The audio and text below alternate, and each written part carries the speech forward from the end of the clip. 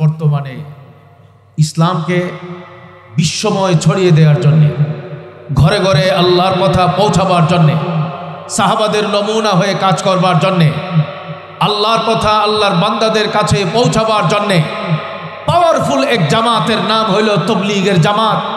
যেই জামাত শুরু হয়েছিল ইন্ডিয়ার নিজামউদ্দিন থেকে, প্রথমে মেওয়াত থেকে, তারপরে নিজামউদ্দিন থেকে ব্যাপক হয়েছে। যেই জামাতের প্রথম সূচনা করেছিলেন দেওবন্দের সূর্য সন্তান হযরত মাওলানা ইলিয়াস রহমতুল্লাহ আলাই।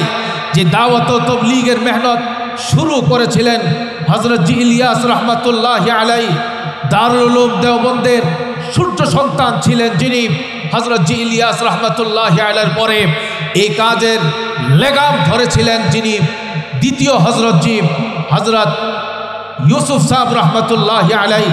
দাওয়াত ও তবলিগকে গোটা পৃথিবীতে ছড়িয়ে দেওয়ার জন্যে তৃতীয় হযরত হয়েছিলেন হযরত মাওলানা এনামুল হাসান রহমতুল্লাহ আলাই। হযরত এনামুল হাসান রহমতুল্লাহ আলাইর জামানায় এই তবলিগ ব্যাপক থেকে ব্যাপকতা লাভ করলো গোটা পৃথিবীতে। হযরত এনামুল হাসান রহমতুল্লাহ আলাইর পরে হযরত মাওলানা জুবাইরুল হাসান সাহেব রহমতুল্লাহ আলাই, তার জামানায় যখন জোয়ার সৃষ্টি হয়ে গেল আল্লাহর কথা বলার জন্যে, আল্লাহর নবীর কথা সারা দুনিয়াতে পৌঁছাবার জন্যে, যখন হাজার হাজার জামাত ছড়িয়ে পড়ছে, এই বিষয়টা আলেম ওলামা, মুফতি, মুহাদ্দিস, সাধারণ মুসলমান, তাওহীদি জনতা আনন্দে উৎসাহে বরণ করে গ্রহণ করে নিলেও ইহুদিদের মাথা নষ্ট করে ফেলেছিল বিষয়টা। শেষ পর্যন্ত এই সুন্দর জিনিসটাকে নষ্ট করবার জন্যে, দাওয়াত ও তবলিগের এই মেহনতটাকে নষ্ট করবার জন্যে, দাওয়াত ও তবলিগের প্রতি সাধারণ মানুষের আস্থা যা তৈরি হয়েছে সে আস্থাকে নষ্ট করবার জন্যে, দাওয়াত ও তবলিগ থেকে সাধারণ মুমিনকে, মুসলমানকে দূরে সরাবার জন্যে, দাওয়াত ও তবলিগ থেকে উলামায়ে কেরামকে বিচ্ছিন্ন করবার জন্যে একটা গভীর নীল নকশা তৈরি করেছে ইহুদি এবং ইসলাম বিরোধী চক্র।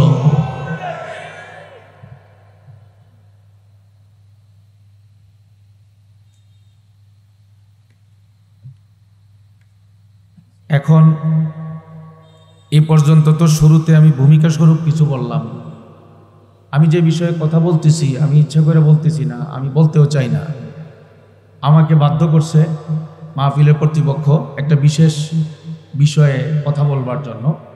এজন্যে যদি বিশেষ কোনো বিষয়ে আলোচনার জন্য সরাসরি নির্দেশনা চলে আসে তখন তো বাধ্য হয়েই বলতে হয়। এবং আমি মনে করতেছি যে বিষয়ে আমি এখন থেকে শেষ পর্যন্ত কথা বলবো, আদিয়াবাদীবাসী, রায়পুরাবাসী আমাদের সকলকে ঈমান বাঁচাবার জন্যে, আমল বাঁচাবার জন্যে, জান্নাত কামাই করবার জন্যে, জাহান্নাম থেকে বাঁচার জন্যে, নিজে সব রকমের ফিতনা থেকে বাঁচার জন্যে আমার এই কথাগুলো শোনা অনেক বেশি জরুরি। শেষ পর্যন্ত থেকে শুনবেন তো ইনশাআল্লাহ। আমার কথা আপনারা তো শুনতে বাধ্য এমনি। খতিবে বাঙ্গালের বয়ান না শুনে তো কেউ বাড়িতে যাইবেন না, ঠিক না? এই জন্য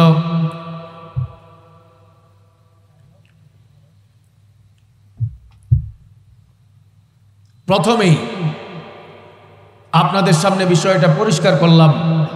দাওয়াত ও তবলিগের এই জোয়ারকে নষ্ট করবার জন্য, দাওয়াত ও তবলিগের এই প্রভাবকে নষ্ট করবার জন্যে, যে দাওয়াত ও তবলিগ ইমাম এবং মুসল্লির মধ্যে একাকার করে দিয়েছিল, কথা বলেন ঠিক কিনা?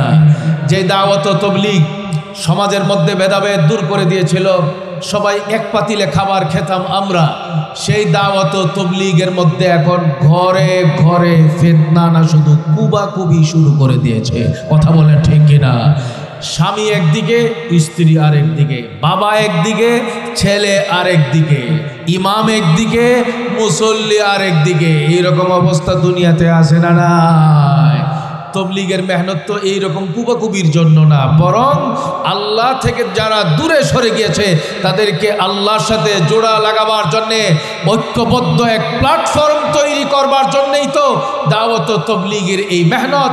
কিন্তু বর্তমান এই সময়টাতে বাতিলেরা, ইসলাম বিরোধী শক্তি সুযোগ বুঝে তারা ষড়যন্ত্রটাকে ভালোভাবে কাজে লাগিয়েছে, কাজে লাগাবার চেষ্টা করেছে।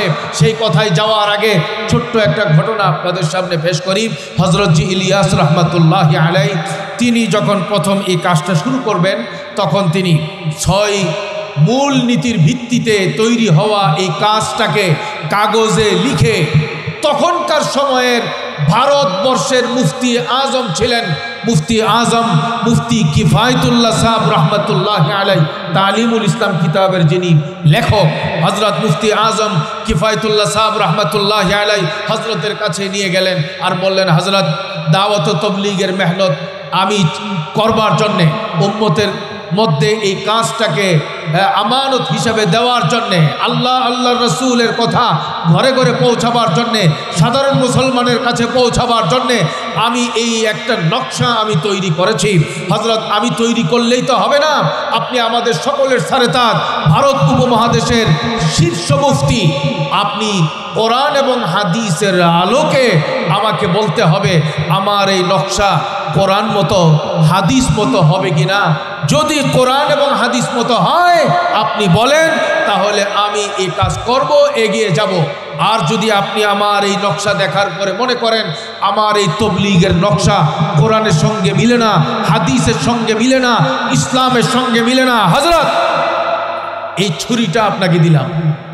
আমি ইলিয়াস যেন কোরআনের বিরুদ্ধে, শরীয়তের বিরুদ্ধে, তবলীগের নামে কোনো কথা আমি বলতে না পারি, আমাকে আমার গলায় এই ছুরি দিয়ে জবাই করে দেন।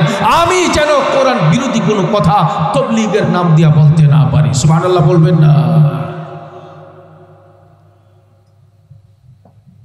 হযরত জি ইলিয়াস রহমতুল্লাহি আলাইহি নিজে নিজে পণ্ডিতি করেন নাই যে আমি যা বুঝছি এটাই সঠিক, এর জন্যে দেশের বিখ্যাত প্রখ্যাত আলেম মুফতিয়ানে কেরামের কোনো রায় নেওয়ার দরকার নাই, এই চিন্তা তিনি করেন নাই। তিনি এই দাওয়াত ও তাবলীগের নকশাটাকে অনুমোদন করাবার জন্যে তখনকার সময়ে হযরত মুফতি আজম কিফায়তুল্লাহ সাহেব রহমতুল্লাহি আলাইহির সামনে পেশ করেছেন। মুফতি কিফায়তুল্লাহ সাহেব রহমতুল্লাহি আলাইহি জবাব দিলেন। জবাবটা শুনবার আগে সবাই বলেন সুবহানাল্লাহ। মুফতি কিফায়তুল্লাহ সাহেব রহমতুল্লাহি আলাইহি বললেন, মৌলভী ইলিয়াস, আমি বড় হতাশার মধ্যে ছিলাম। সাধারণ মুসলমান যেইভাবে মসজিদ থেকে দূরে সরে যাচ্ছে, এর দ্বারা তো তারা শুধু মসজিদ থেকে দূরে সরতেছে না, দ্বীনের ইলম থেকেও দূরে সরতেছে, আলেম থেকেও দূরে সরতেছে। তোমার এই দাওয়াত ও তাবলীগের প্রেসক্রিপশনের দ্বারা মনে হচ্ছে আমার এই হতাশাটাকে তুমি আশা দিয়া পরিবর্তন করায় দিলা। হযরত জি ইলিয়াস রহমতুল্লাহি আলাইহি এই ইখলাসকে আল্লাহ তাআলা কবুল করেছেন সারা দুনিয়ায় মেহনত করবার জন্যে, কিন্তু বাতিলরা সহ্য করলো না। এই দ্বীনের এই মেহনতের, এই নূরানি মেহনতকে সহ্য করলো না। এই মেহনতকে নষ্ট করবার জন্যে হযরত জি ইলিয়াস রহমতুল্লাহি আলাইহির খানদানের একজন গুরুত্বপূর্ণ ব্যক্তি, আমাদের কলিজার টুকরা মাথার তাজ মাওলানা সাদ সাহেবকে এই কাজ নষ্ট করবার জন্যে ষড়যন্ত্রের কাঠি হিসাবে বাতিলরা বাছাই করেছে। মাওলানা সাদ সাহেব, আপনারা কেউ আগাম আমার প্রতি ধারণা খারাপ করবেন না, শেষ পর্যন্ত শুনতে হবে, শুনবেন ইনশাআল্লাহ। আল্লাহর মেহেরবানিতে আমরা বাংলাদেশে কওমি মাদ্রাসায় যারা পড়াশোনা করি, যেদিন থেকে কওমি মাদ্রাসায় ভর্তি হই সেদিন থেকেই তাবলীগের মুহাব্বত আমরা পাইতে শুরু করি। কথা বলেন ঠিক কিনা? বাংলাদেশে যতগুলো কওমি মাদ্রাসা, সবগুলো কওমি মাদ্রাসার গোড়া থেকে উপর থেকে নিচ পর্যন্ত উস্তাদ ছাত্র তাবলীগে মেহনত লাগায়, তাবলীগের ফাজাইল শোনে, তাবলীগের জন্য জান কোরবান করতে তারা প্রস্তুত হয়। আপনারা এখানে যারা কওমি মাদ্রাসায় পড়ুয়া ছাত্র এবং ওলামা আছেন, আপনারাও আমার সঙ্গে একমত হতে বাধ্য। আমিও আমার জীবনের শুরু থেকে কতবার এই তবলিগে সময় লাগাইছি, কম বেশি দেশেও যেমন লাগানোর সুযোগ আল্লাহ করে দিয়েছেন। দেশের বাইরে মিশরে যখন পড়াশোনা করতে গেলাম, সেখানেও আল্লাহ তাআলা সুযোগ করে দিয়েছিলেন। এই তবলিগ আমাদের কলিজার মেহনতের সাথে সম্পৃক্ত এক মেহনত, এক মুবারক মেহনত। এই জন্য আমরা এই তবলিগের মেহনতের ব্যাপারে আমরা যখন কথা বলি মাওলানা সাদ সাহেবকে নিয়ে, তবলিগকে নষ্ট করবার জন্যে, ধ্বংস করবার জন্যে সাদ সাহেবের নাম নিয়ে কথা বলি না, বরং তবলিগের এই মুবারক মেহনতকে ফিতনা থেকে বাঁচাবার জন্যে সাদ সাহেবের বিষয়গুলো উপস্থাপন করি। আমাদের কথাগুলো তবলিগকে বাঁচাবার জন্যে। বলেন আমাদের কথাগুলো তবলিগকে, বলেন আমাদের কথাগুলো তবলিগকে বাঁচাবার জন্য। বলেন না আমাদের কথাগুলো তবলিগকে বাঁচাবার জন্য। দুনিয়ায় ইসলাম বিরোধী শক্তি যে যেখানে আছে সেখান থেকেই তারা সেন দৃষ্টি দিয়েছে এই মেহনতের প্রতি। শেষ পর্যন্ত তবলিগের মধ্যে মাওলানা সাদ সাহেবকে তৈরি করে দিল। নাই কোরআন শরীফ পড়তে পারেন, এরকম কোরআন শরীফ পড়নেওয়ালা মুরব্বিয়ানে কেরাম যুবক ভাই আছেন না নাই? সবাই কি 30 পারা কোরআনের তর্জমা জানে? কিন্তু যারা রমজানে কোরআন শরীফ পড়ছেন, সাদ সাহেবের ফতোয়া অনুযায়ী, সাদ সাহেবের বক্তব্য অনুযায়ী তর্জমা না বুঝা কোরআন শরীফ পড়ার কারণে অক্ষরে অক্ষরে কবিরা গুনাহ হয়েছে। অথচ এই বক্তব্যটা সম্পূর্ণ নবীর হাদিসের সাথে সাংঘর্ষিক। রাসূলুল্লাহ সাল্লাল্লাহু আলাইহি ওয়াসাল্লাম বলেন, তিরমিজি শরীফের হাদিস, মান ক্বারাআ হারফাম মিন কিতাবিল্লাহ ফালাহু হাসানাহ ওয়াল হাসানাতু বিআশরি আমসালিহা লা আকুলু আলিফ লাম মিম হারফুন বাল আলিফুন হারফুন ওয়া লামুন হারফুন ওয়া মিমুন হারফুন।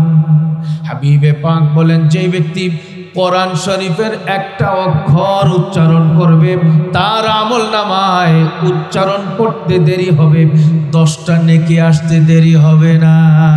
সুবহানাল্লাহ। এই হাদিস তিরমিজি শরীফে আছে। এ পর্যন্ত বুঝে থাকলে বলেন, সাদ সাহেবের এই বক্তব্য যেটা আপনাদেরকে শোনালাম, নবীর হাদিসের সাথে মিলে না সাংঘর্ষিক? মাওলানা সাদ সাহেব এত জঘন্য ফতোয়া দেন, আপনি আমাদের নামাজের উপরে পর্যন্ত উনি আক্রমণ করতে ছাড়েন নাই। এই টঙ্গের বিশ্ব ইজতেমায় তিনি বক্তব্য দিয়েছেন 2017 সালে। মাওলানা সাদ সাহেবের অন্ধ অনুসারী কিছু মানুষ আছে বিভিন্ন জায়গায়, তারা পরিষ্কার বলে আমগর হজরতজির কোনো ভুল নাই, আমগর হজরতজির কোনো ভুল নাই। আলেম ওলামারা কিছু বললে বলে যে এগুলো সব কাট পিস, আমগর হজরতজি এগুলো বলে নাই। আসলে সাদ সাহেব বলছে কি বলছে না এগুলো তো আলেমরা বুঝে, ওনারা তো গুড়ার ডিম উর্দু টুর্দু কিছুই বুঝে না। কথা বলেন ঠিক কিনা? 2017 সালে মাওলানা সাদ সাহেবকে বাংলাদেশে আসতে নিষেধ করা হয়েছে। ইন্ডিয়াতে যখন তিনি বিমানে উঠেছিলেন, বিমান থেকে ওনাকে নামায় দেওয়া হয়েছে। আবার তিনি বিমানে উঠে বাংলাদেশে আসার পরে তাকে মুসলেকা দিয়ে এয়ারপোর্ট থেকে বিমানবন্দর থেকে ইজতেমার মাঠে আসতে হয়েছে। সেখানে শর্ত দেওয়া হয়েছিল, আপনি বাংলাদেশে আসবেন, আপনি কোনো বক্তব্য রাখবেন না। কিন্তু তিনি শর্ত ভঙ্গ করেছেন। সেই বছর 2017 সালে টঙ্গীর ইজতেমার মাঠে একা তিনি 9টা বক্তব্য রাখছেন, 9টা বয়ান করছেন। সেই বয়ানগুলোর মধ্যে একটা বয়ান এটা ছিল 2017 সালে। তিনি বলেছেন যে ক্যামেরাওয়ালা মোবাইল নিয়ে যারা নামাজ পড়বে তাদের নামাজ হবে।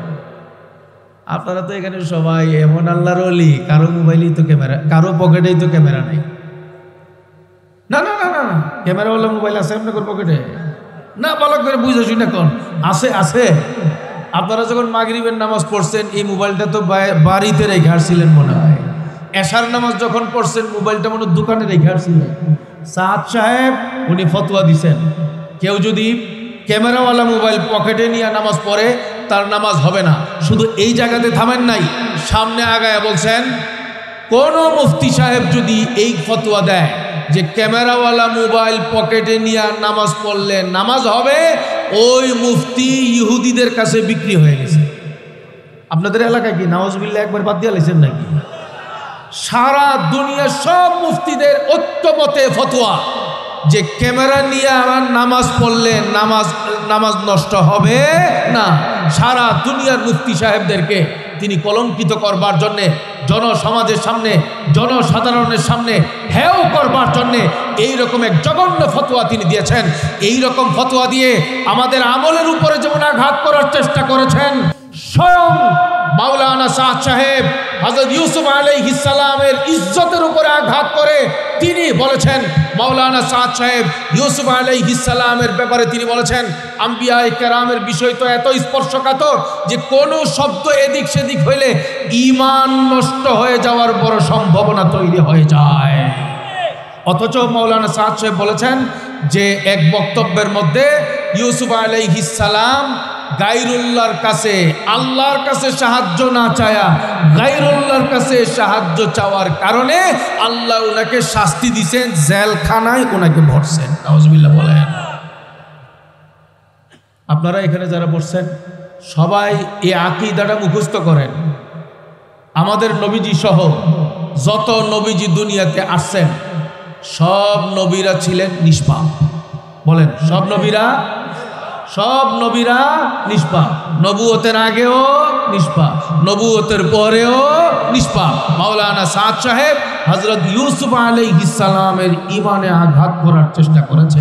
আমি আপনাদেরকে জিজ্ঞেস করি, মাওলানা সাদ সাহেব না, পাকিস্তানের তকি উসমানী সাহেব, দেওবন্দের বড় কোনো হুজুর, হাটাজারি মাদ্রাসার বড় কোনো শাইখুল হাদিস, মক্কা শরীফের কোনো ইমাম ওয়াল আয়াযু বিল্লাহ লা কাদ্দারাল্লাহ, পৃথিবীর জগৎ বিখ্যাত কোনো ইমাম যদি, জগৎ বিখ্যাত কোনো মুফতি সাহেব যদি আমাদের জীবনের চেয়ে দামি আম্বিয়ায়ে কেরাম নিয়ে কটূক্তি করে, তাদের ঈমানের উপর আঘাত করে কথা বলে, আমরা এই রকম ঈমান বিধ্বংসী কথা মানার জন্য প্রস্তুত থাকব?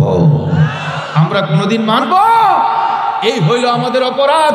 বাংলাদেশের উলামায়ে কেরামকে, সাদ সাহেবের অনুসারী যারা, তারা উলামায়ে কেরামকে গালিগালাজ করে, শত্রু মনে করে, উলামাদের বিরুদ্ধে ষড়যন্ত্র করে, পাড়ায় পাড়ায় মসজিদের ইমামকে কিভাবে বিদায় করা যাবে, মাদ্রাসা কিভাবে বন্ধ করা যাবে, ইহুদ নাসারা যারা ষড়যন্ত্র করে ইসলামের বিরুদ্ধে, বর্তমানে সাদ সাহেবের অনুসারীরা বিভিন্ন জায়গায় ইমাম, খতিব, আলেম, ওলামাদের বিরুদ্ধে ষড়যন্ত্রে লিপ্ত হয়। মনে করে তারা যে এটা মনে হয় তাদের বড় নেকি। আলেম ওলামা তারা এই বিষয়টায় সব সময় কঠোর অবস্থানে থাকে।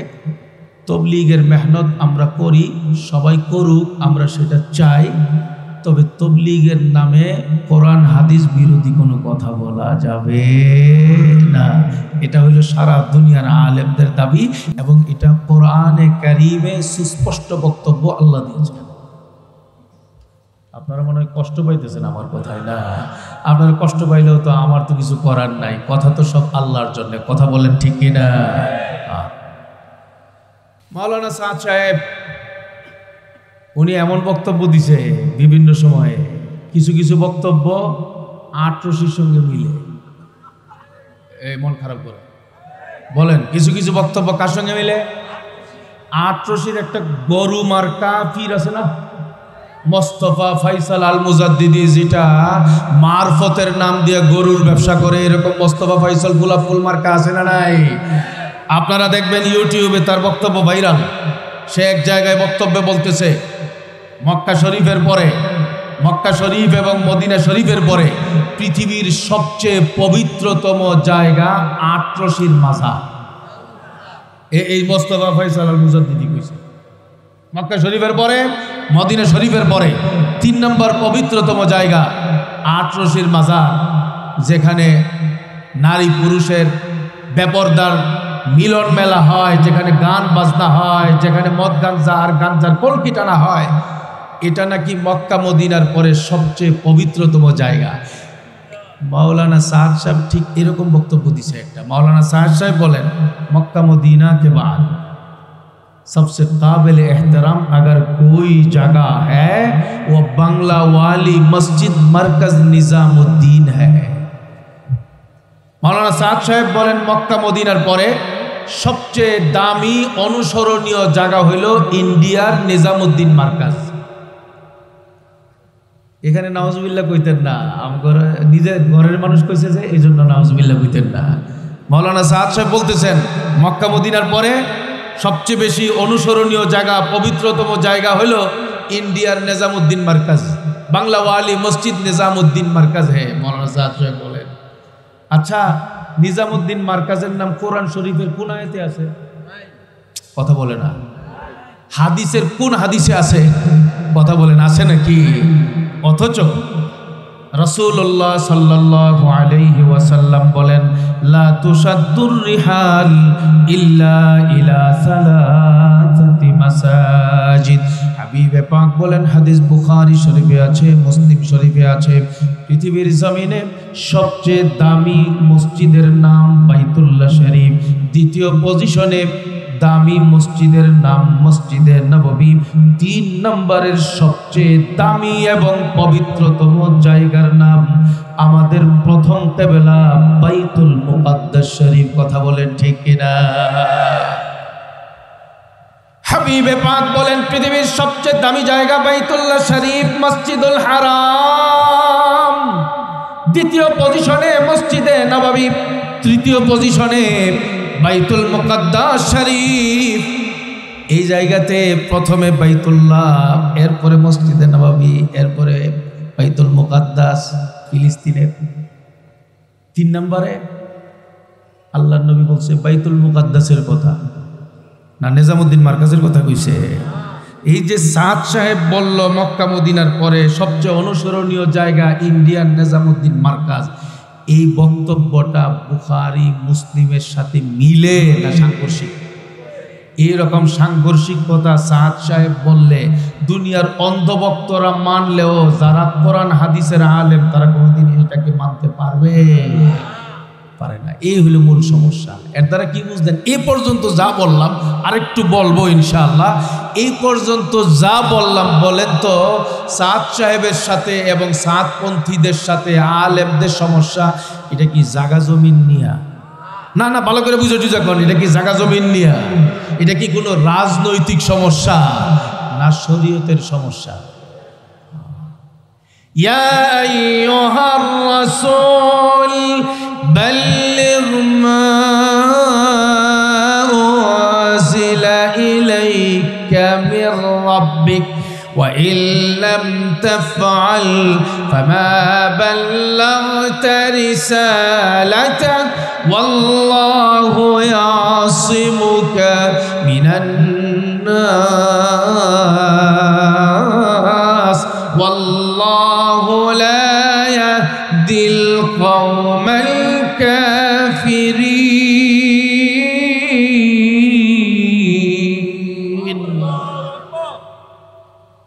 আল্লাহ তাআলা আল্লাহর নবীকে হুকুম দিচ্ছেন, ইয়া আইয়ুহার রাসূল, হে রাসূল, বাল্লিগ মা উনজিলা ইলাইকা মির রাব্বিক, আপনি শরীয়তের তাবলীগ করেন। এই নির্দেশ নবীকে দিয়েছেন কে? বলে না। এই নির্দেশ নবীকে দিয়েছেন কে? তাবলীগ কোনো বাপ দাদার তাবলীগ করা যাবে না, রাজা বাদশার তাবলীগ করা যাবে না, নিজের পেট পালার তাবলীগ করা যাবে না। তাবলীগ হতে হবে কোরআন হাদিসের অনুযায়ী, কোরআন হাদিসের আলোকে। কথা বলেন ঠিক কিনা? বাল্লিগ মা উনজিলা ইলাইকা মির রাব্বিক।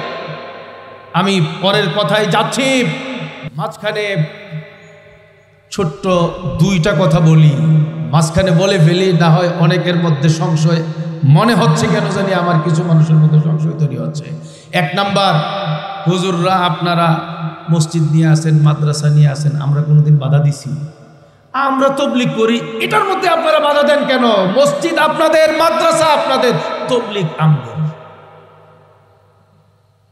এইরকম চিন্তা নিয়ে অনেকে মারমুখী ভূমিকার মধ্যে আসে আর বলে আমরা তো রায়পুরার আলেম ওলামাদের কাছ থেকে তাবলীগ পাই নাই। এই মাওলানা মাসুদ সাহেব ওলামায়ে কেরাম তারা কোনোদিন আমাদের ঘরে আসে নাই, আমাদেরকে আল্লাহর কথা শোনাবার জন্যে, নামাজি বানাবার জন্যে তারা আসে নাই। রাধাগঞ্জ মাদ্রাসার ওলামায়ে কেরাম আমাদের কাছে আসে নাই, দত্তপাড়া মাদ্রাসার ওলামায়ে কেরাম আমাদের কাছে আসে নাই, তবলিগের মেহনতে নেওয়ার জন্য আসে নাই, মাথায় টুপি দেওয়ার জন্য আসে নাই। বোয়াকুর মাদ্রাসার নূরপুরি সাহেব এবং তার অনুসারীরা আমাদের কাছে আসে নাই, বাংলাদেশের কওমি মাদ্রাসার হুজুররা আসে নাই। আমরা তবলিগ পাইছি রিকশাওয়ালা থেকে, আমরা তবলিগ পাইছি রিকশাওয়ালা থেকে। তরকারি যারা বেচে তারা আমাদেরকে তবলিগে নিয়ে গেছে। মাস্টারদের কাছ থেকে তবলিগ পেয়েছি, ইঞ্জিনিয়ারদের কাছ থেকে তবলিগ পেয়েছি, ডাক্তারদের কাছ থেকে তবলিগ পেয়েছি। সুতরাং ডাক্তাররা যা বলবে তাই হবে সঠিক, ইঞ্জিনিয়াররা যা বলবে তাই হবে সঠিক, রিকশাওয়ালা যা বলবে তাই হবে সঠিক। সূরা ফাতিহা জানার দরকার নাই, কোরআন জানার দরকার নাই, হাদিস জানার দরকার নাই, তরজমা জানার দরকার নাই, মুফতি হওয়ার দরকার নাই, মুহাদ্দিস হওয়ার দরকার নাই।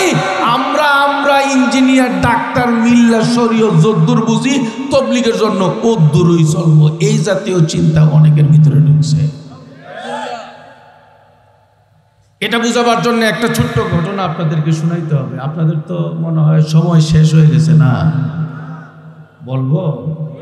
আজ থেকে কয়েক বছর আগে করোনার পরপরই আপনাদের আশপাশের কোনো এক উপজেলায় দাওরায়ে হাদিস মাদ্রাসার মাহফিলে দিনের বেলার প্রোগ্রামে শেষ বয়ান ছিল আমার আসরের পরে।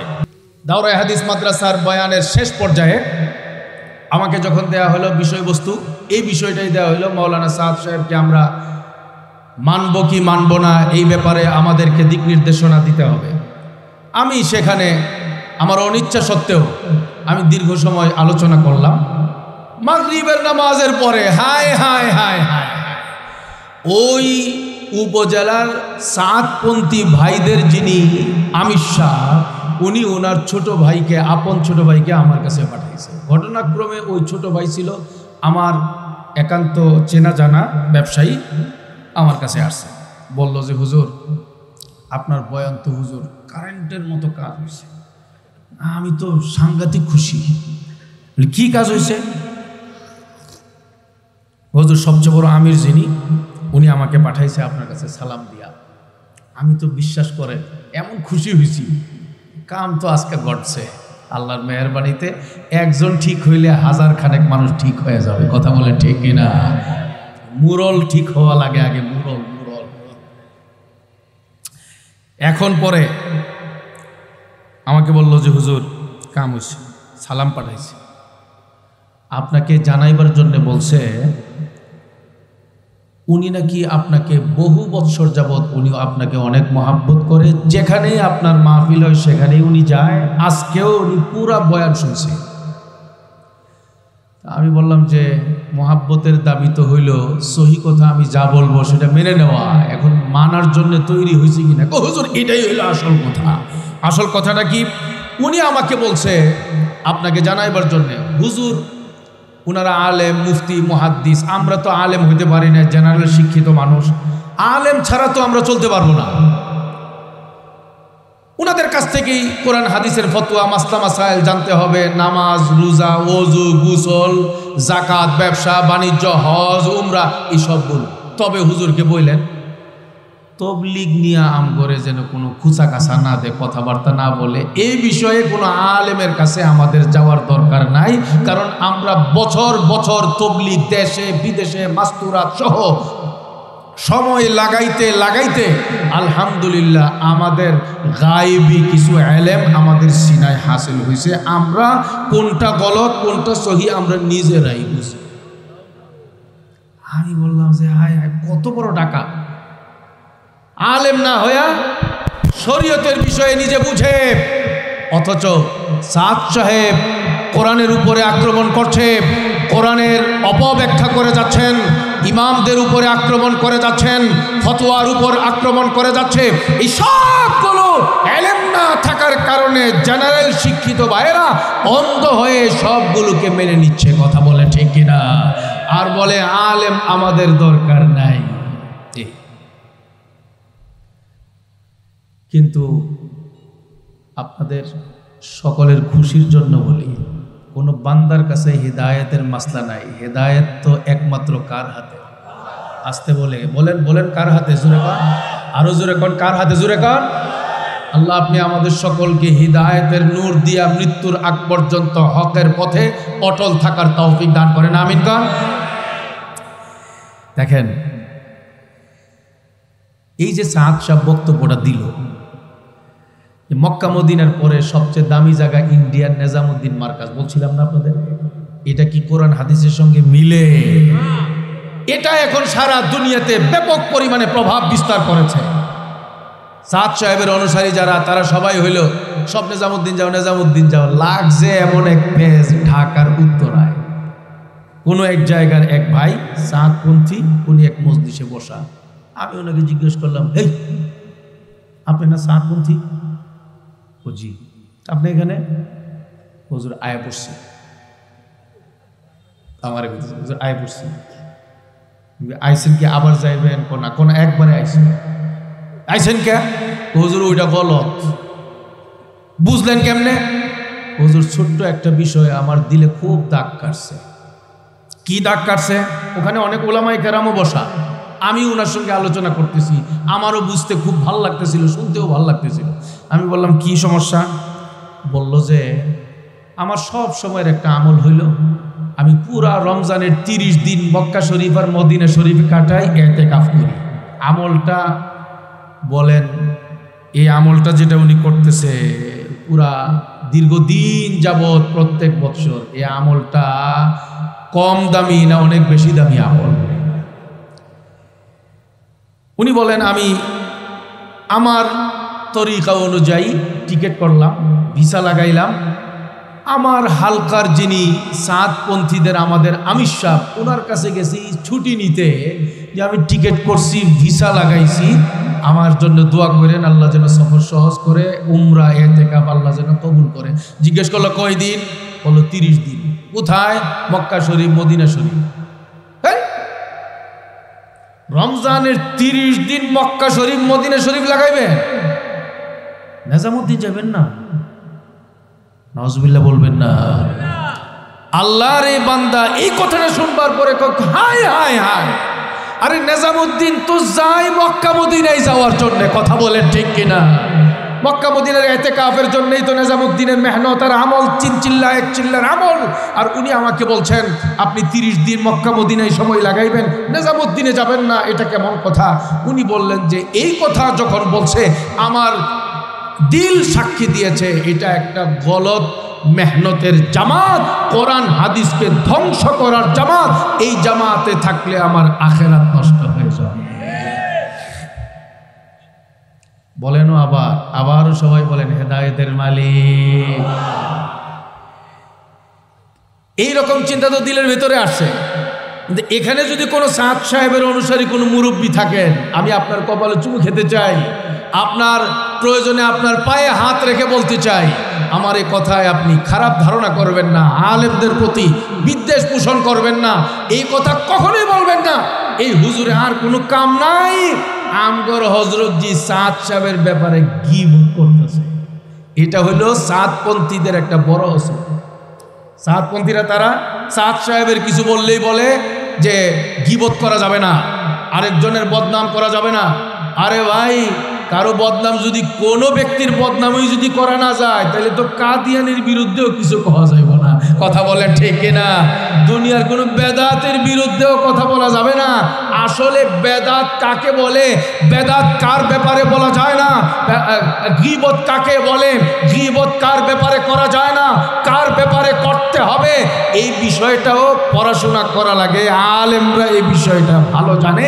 এই সাদ সাহেবের অনুসারী যারা, তারা আলেম হতে না পারলেও আলেমদের সুহবতে যদি আসতো, এই বিভ্রান্তিতে তারা কোনোদিন পড়তো না, কথা বলে ঠিক না? মাওলানা সাদ সাহেবের ব্যাপারে আমি আপনাদেরকে যা শোনাইলাম, এই ব্যাপারে কথা বলাটা এটা কি তার ব্যাপারে বদনাম না ইমানি জিম্মাদারি? ইমানি জিম্মাদারি। আদ-দীনু আন-নাসিহা। মাওলানা সাদ সাহেব তিনি বলতে বলতে সাহাবাদের উপর আক্রমণ করেছেন। ইংল্যান্ডের এক ইজতেমায় ভিডিও ক্লিপস আছে আমাদের কাছে। মাওলানা সাদ সাহেব বলেছেন, ওহুদের ময়দানে মাওলানা সাদ সাহেব বলেন ওহুদের ময়দানে 5% সাহাবায়ে কেরাম নবীর নাফরমানি করছে। আচ্ছা বলেন, সাহাবায়ে কেরাম নবীর নাফরমানি করছে না মানতে মানতে জীবন দিয়ে ফালাইছে? কথা বলেন ঠিক কিনা? সাহাবাদের উপরে এইরকম আক্রমণাত্মক কথা বলেছেন এই মাওলানা সাদ সাহেব। বলতে বলতে আলেম উলামা মুফতি ইমামদের ব্যাপারে মাওলানা সাদ সাহেব বলেছেন যে যারা বেতন নিয়ে ইমামতি করে মসজিদে, বেশ্যা মহিলারা ওই ইমামদের আগে জান্নাতে চলে যায়। মাওলানা সাদ সাহেব বক্তব্য দিয়েছে। এইসব উল্টা পাল্টা মন গড়া বক্তব্য সাদ সাহেব যেমন দিচ্ছেন, সাদ সাহেবের অনুসারী দুর্বল প্রকৃতির মৌলবী যারা বাংলাদেশে, তাদের মধ্যেও এর প্রভাব পড়েছে। মাওলানা আব্দুল্লাহ মানসুর তিনি একটি কিতাব লিখেছেন, বই লিখেছেন, আল ইমারাতু হিয়া সুন্নাহ। ওই বইয়ের 16 নম্বর পৃষ্ঠায় তিনি বলেছেন মাওলানা সাদ সাহেব বিশ্ব আমির, তাকে আমির মানা ওয়াজিব, কেউ যদি তাকে আমির না মানে তাকে হত্যা করা ওয়াজিব। এইরকম বিভ্রান্তিমূলক বক্তব্য। এবার এটা হলো কোন সাল? 24 সাল। এর আগে ছিল 23 সাল। এই 23 সালের ইজতেমায় মাওলানা আব্দুল্লাহ মানসুর নামে সাদপন্থীদের মাওলানা, ওনাদের এলেম কালাম কদ্দুর আছে এতটুকুই বুঝেন।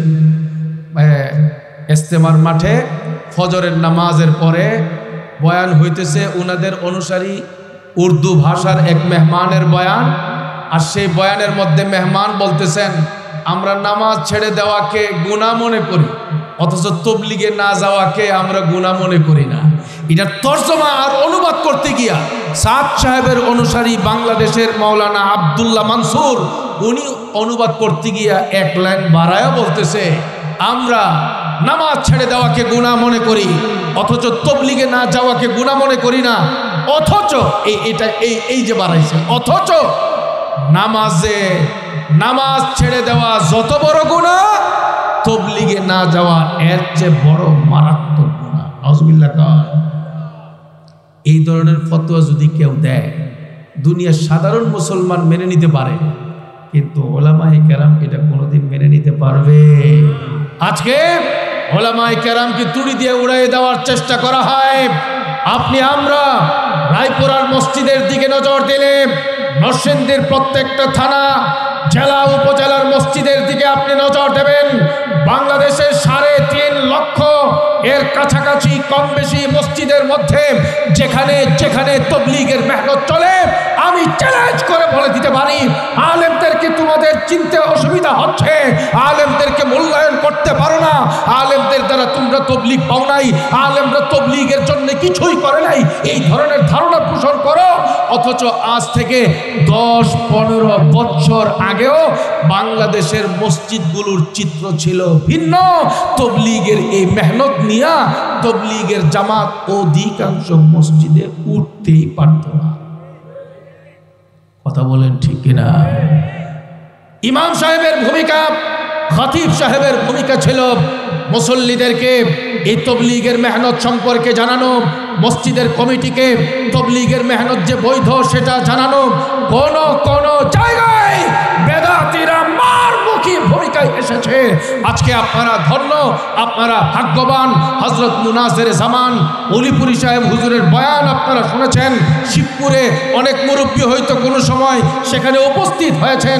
এই তবলিগ চলবে না, তবলিগ এটা কুফরি কাজ, নবী এই তবলিগ করে নাই, সাহাবা এই তবলিগ করে নাই, এই তবলিগ কোরআন হাদিসে নাই। মানুষকে এই বিভ্রান্তি থেকে বাঁচাবার জন্যে, সহি তবলিগ কোনটা জানাবার জন্যে হযরত জি ইলিয়াস রহমতুল্লাহি আলাইহির দ্বারা যে তবলিগ শুরু হয়েছে, এই তবলিগ যে নবীওয়ালা তবলিগ, এই তবলিগ যে সাহাবা আজমাইনদের তবলিগ, সেটা প্রমাণ করবার জন্যে ব্রাহ্মণবাড়িয়ার মুফতি আজম নুরুল্লাহ রহমতুল্লাহি আলাইহি, মুনাসির জামান আল্লামা নুরুল ইসলাম উলিপুরি, আল্লামা নূর ইসমাইল নূরপুরি, মাওলানা শওকত হুসাইন সরকার দামাত বারাকাতুহুম সহ নরসিংদী জেলার উলামায়ে কেরাম ট্রাক দিয়া ভরে ভরে শিবপুরে একজন চেয়ারম্যান সাহেব ছিলেন, তার তত্ত্বাবধানে তবলিগ প্রমাণ করবার জন্যে, বাতিলদের মোকাবেলা করবার জন্যে পেশোয়ারি সাহেব বেলানগরে তার আস্তানা, সেই পেশোয়ারির মোকাবেলা করবার জন্যে রেজবিপন্থী যারা, তাদের মোকাবেলা করবার জন্যে দেওবন্দি কওমি আলেমরা দুনিয়ার সব কাজ বাদ দিয়া জীবনের ঝুঁকি নিয়ে শিবপুরের মাঠে তারা লড়েছেন তবলিগের পক্ষে, বাতিলের বিপক্ষে। কথা বলেন ঠিক কিনা?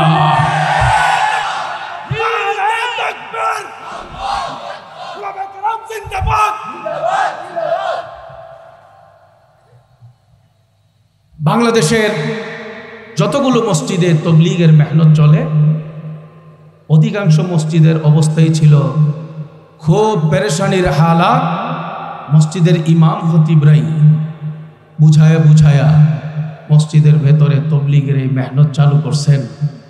আমি আপনাদের সবাইকে আরজ করতে চাই, ও ভাই, ওলামায়ে কেরামের এই মেহনত যেটা চালু হয়েছে হযরত ইলিয়াস রহমতুল্লাহ আলাইহির মাধ্যমে, যার সূচনা করেছিলেন রাসূলুল্লাহ সাল্লাল্লাহু আলাইহি ওয়াসাল্লাম, সেই মেহনতটা যদি নষ্ট হয়ে যায়, যে মেহনত শুরু করেছেন দেওবন্দের উলামায়ে কেরাম, যেই মেহনত হযরত ইলিয়াস রহমতুল্লাহ আলাইহি শুরু করেছেন হযরত আওলাদে রাসূল হুসাইন আহমদ মাদানী রহমতুল্লাহ আলাইহির মাধ্যমে, যে মেহনত তিনি শুরু করেছেন আশরাফ আলী থানভী রহমতুল্লাহ আলাইহির মাধ্যমে, যে মেহনত তিনি শুরু করেছেন আব্দুল কাদের রায়পুরি রহমতুল্লাহ আলাইহির মাধ্যমে, ও ভাই, দুনিয়া সবাই মেনে নিতে পারে কলিজার চেয়েও দামি দাওয়াত ও তবলিগের মেহনত।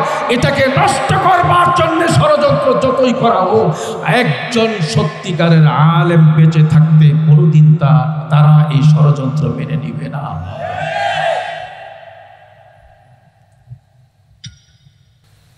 ভাই,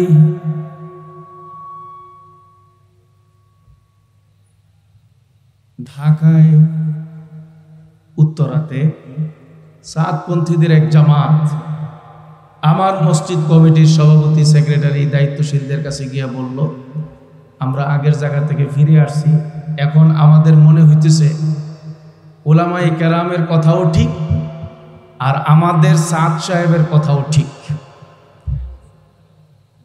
যদি আপনাদের বিশ্বাস না হয় তাহলে হুজুরের সাথে আমঘরে বসায়া দেন, মুনাজারা হবে, বাহাস হবে।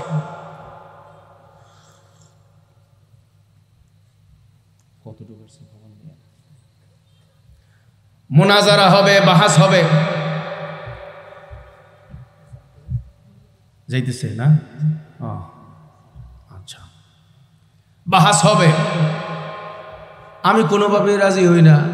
যারা পড়ালেখা করে আলেম হয় নাই, ওনাদের সাথে আমার কিসের তর্ক, কিসের বাহাস করব? মসজিদ কমিটি যারা, ওনারা বললেন যে হুজুর কোনোভাবে টিকতে পারতেছি না, ঘরে গেলেও এরা ধরে, রাস্তাঘাটে হাঁটলেও তারা বিরক্ত করে, অফিসে গেলেও বিরক্ত করে, একটু মেহরবানি করে আমগরে একটু শান্তি দেওয়ার ব্যবস্থা করেন, একটু বাহাসে বসেন।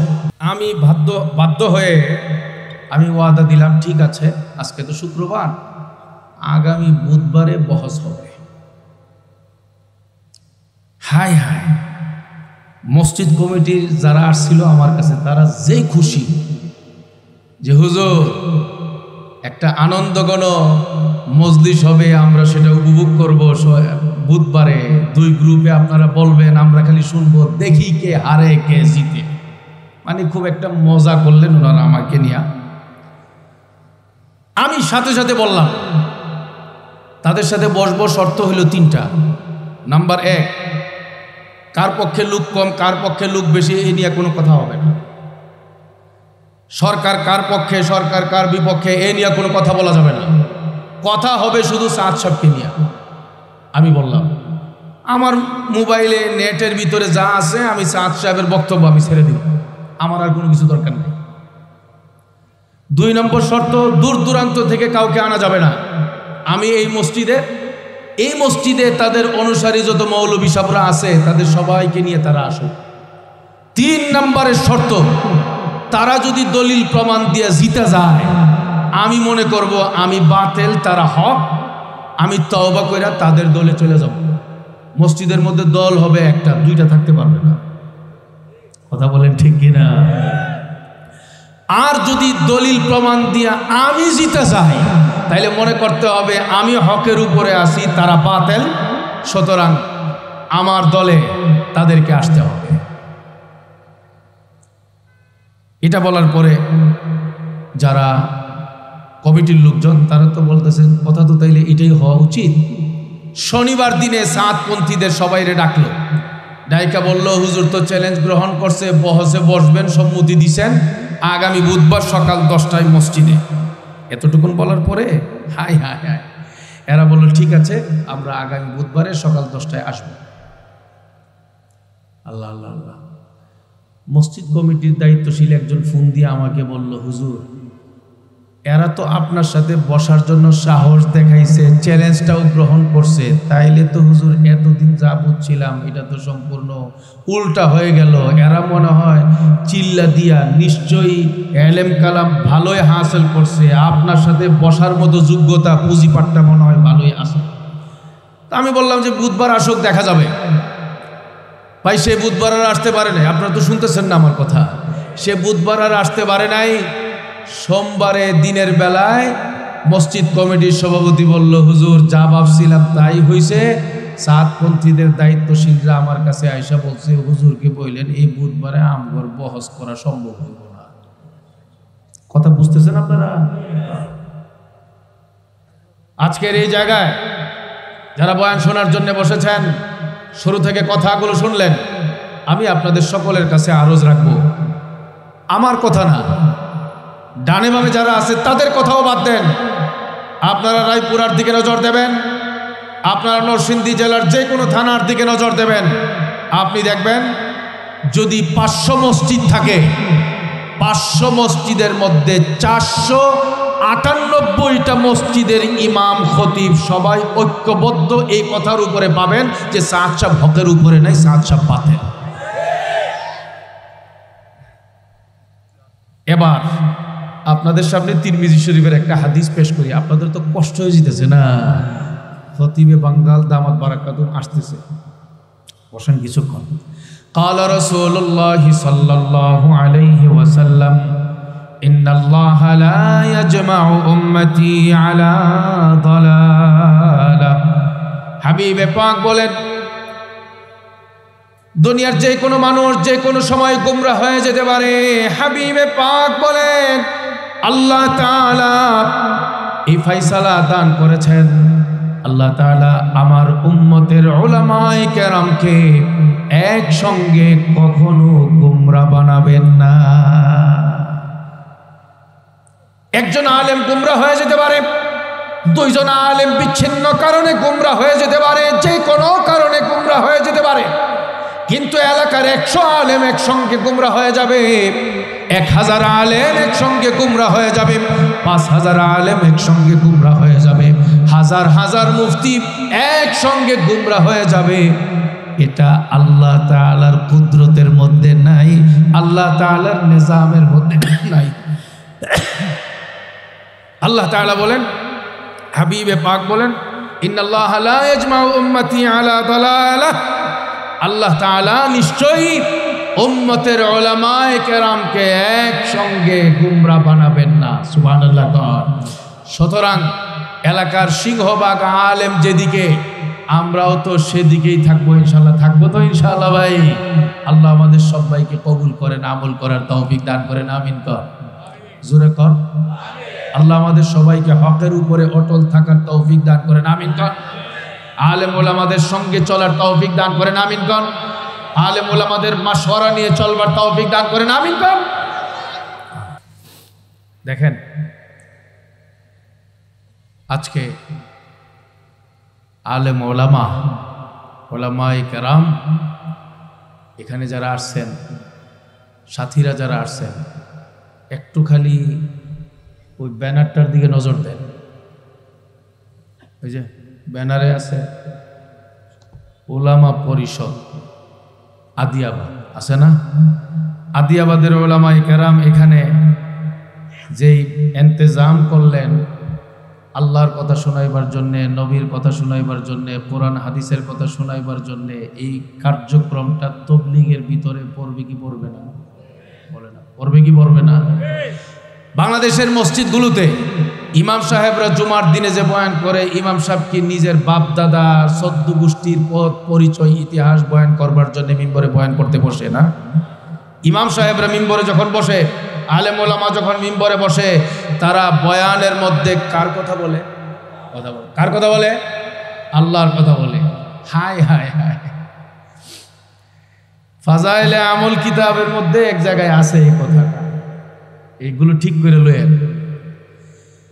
আল্লাহ আল্লাহর রাসূলের কথা সহি তরিকায় যারা বলবে, এটার নামই তাবলীগ। আল্লাহ আল্লাহর রাসূলের কথা সহি তরিকায় আল্লাহর বান্দাদের কাছে পৌঁছায় দেওয়ার নামেই তাবলীগ। হ্যাঁ, সুতরাং মসজিদের ইমামরা যে আল্লাহর কথা বলছেন, এটা তাবলীগ।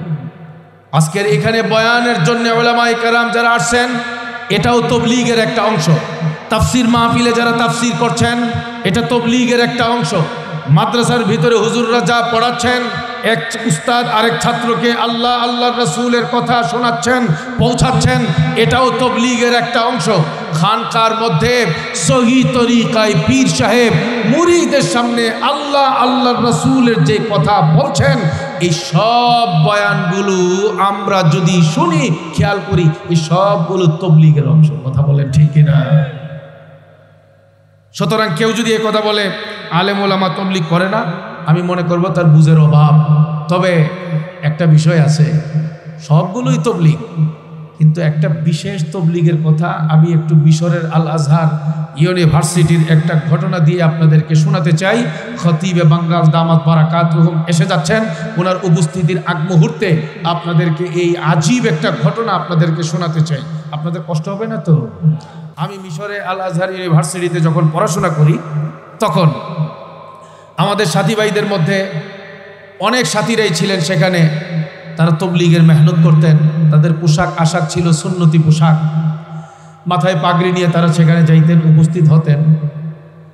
আমাদের ডক্টর যারা পড়াতে আসতেন, তাদের মধ্যে একজন ডক্টর আব্দুল্লাহ, তিনি ছিলেন দাওয়া বিভাগের একজন গুরুত্বপূর্ণ ডক্টর, প্রসিদ্ধ ডক্টর আব্দুল্লাহ। দাওয়া মানি দাওয়াত তাবলীগ, তাবলীগের বিষয়ে উনি পিএইচডি করেছেন, তিনি পাঠদান করান এবং ছাত্রদেরকে এই বিষয়ে বিভিন্ন বই তিনি লিখে প্রচার করেন। আল আজহার বিশ্ববিদ্যালয়ে আমাদেরকে ক্লাস নেওয়ার জন্য তিনি যখন আসছেন, প্রায় 1.5 ঘন্টার উপরে তিনি লেকচার দিলেন, পড়ালেন আমাদেরকে। ক্লাস শেষ হওয়ার পরে 15 থেকে 20 মিনিটের একটা প্রশ্ন উত্তর পর্ব উস্তাদ এবং ছাত্রের মধ্যে হচ্ছে।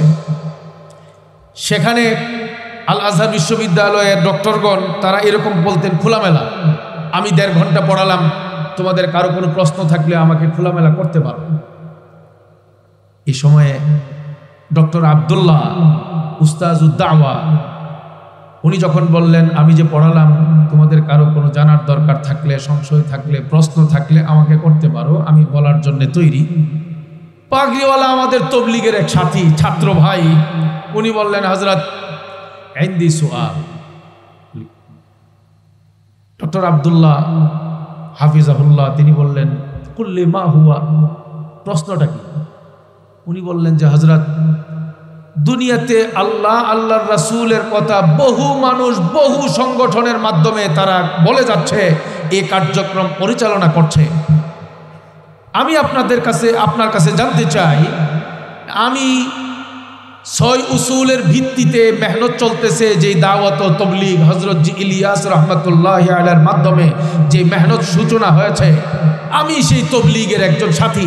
আপনার কাছ থেকে জানতে চাই, বিশ্বের প্রাচীন ইসলামিক ইউনিভার্সিটির আপনি তাবলীগ বিভাগের ডক্টর, আপনার কাছ থেকে জানতে চাই, আমি যেই তাবলীগ করি, এই তাবলীগটা আদৌ কোরআন হাদিসের সাথে মিলে কি মিলে না?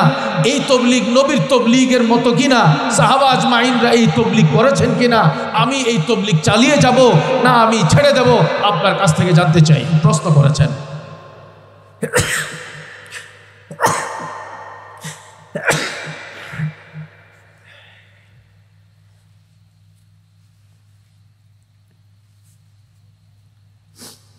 আমাদের ছাত্র ভাইটার এই প্রশ্নটা আপনারা বুঝতে পারছেন তো?